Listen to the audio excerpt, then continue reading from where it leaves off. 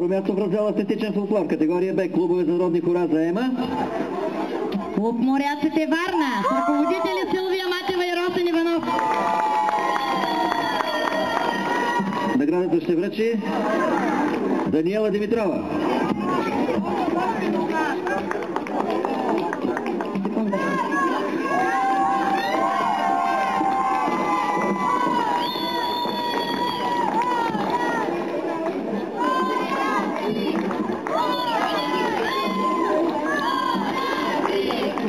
Аплодисменти!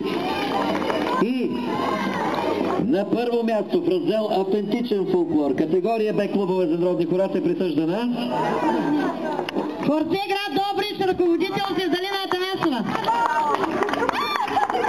Наградата ще връчи Радостина Елчева, директор на исторически музей град Балчик.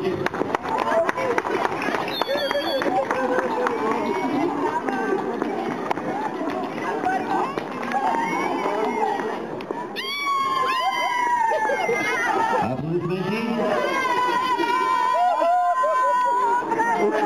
Да поканим на сцената господин Георги Дерезов, президент на Ротари клуб град Балчик, който има сериозно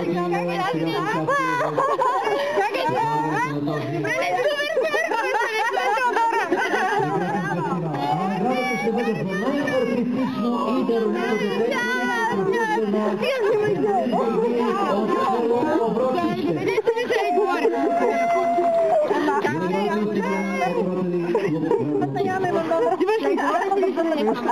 Ще ни бъде награда.